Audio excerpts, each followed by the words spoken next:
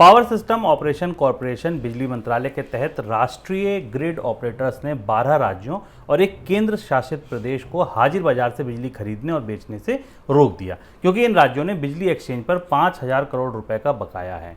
इस सख्ती के बाद राज्यों ने अपने बकाया राशि को चुकाना शुरू कर दिया है। 17 अगस्त तक 13 राज्यों के 27 डिस्कॉम्स पर करीब 5,085 करोड़ रुपए की बकायेदारी थी।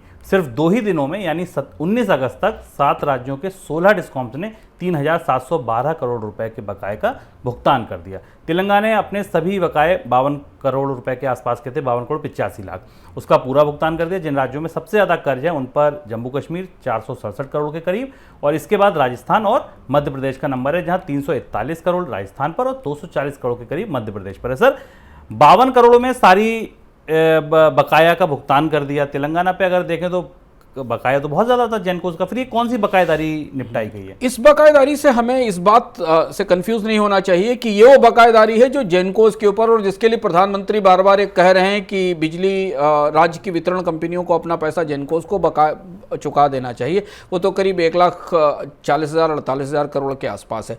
बिजली कंपनियां शुभम 2 तरह से बिजली खरीदती हैं। एक वो बिजली खरीदती हैं बिजली उत्पादन कंपनी के साथ परचेजिंग पावर एग्रीमेंट के तहत, जिसको हम पीपीए बोलते हैं। ये उनकी रिकरिंग खरीद है, रेगुलर सप्लाई है, जिस सप्लाई का एक पेमेंट साइकिल बना होता है। उस पेमेंट साइकिल के बदले वो महीने के आधार पर या द्वैमासिक आधार पर वो पैसा बिजली कंपनियों को वापस करती हैं, और उसके बदले उन्हें लेटर ऑफ क्रेडिट भी देने पड़ते हैं। इसका एक अलग पेमेंट शेड्यूल है जो बुरी तरह ध्वस्त हो चुका है। वो पैसा बिजली कंपनियां नहीं दे पा रही हैं या किश्तों में दे रही हैं, और वो बकायेदारी अभी भी सर पर टंगी हुई है बिजली घरों के खासतौर पर जो प्रमुख बड़ी कंपनियां हैं, सरकारी कंपनियां, एनटीपीसी या प्राइवेट कंपनियां।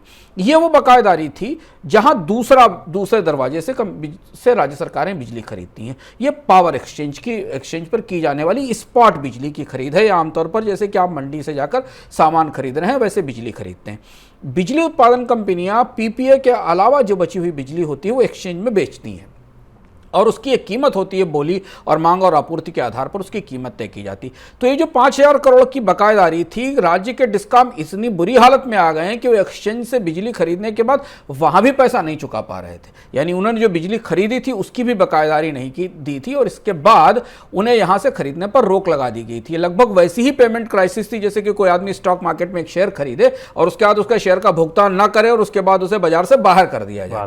तो अब जब ये उन्हें बंद किया गया और इन्हें स्पॉट मार्केट से भी बिजली खरीदने से रोका गया, तब कंपनियों ने 5,000 करोड़ के आसपास की बकायेदारी में चुकाई है, जिसमें से 1,000 करोड़ की बकायेदारी अभी भी एक्सचेंजेस के पास फंसी हुई है, जो इन राज्य सरकारों को, डिस्कॉम्स को चुकानी है। यानी हाजिर बाजार से बिजली खरीदने के विकल्प भी उनके सीमित हो चुके थे, और अब उनकी तरफ से बकायेदारी चुकाई गई। लेकिन जो सबसे बड़ा बकाया है वो अभी उनके खातों में, उनकी बैलेंस शीट में, उनके अकाउंट्स में खड़ा हुआ है। यानी जो बिजली कंपनियों से वो सीधे बिजली खरीदते हैं, एक्सचेंज के जरिए नहीं, जो सीधे उनके पास बिजली आती, उसकी बकायेदारी को लेकर अभी खींचतान मची हुई है।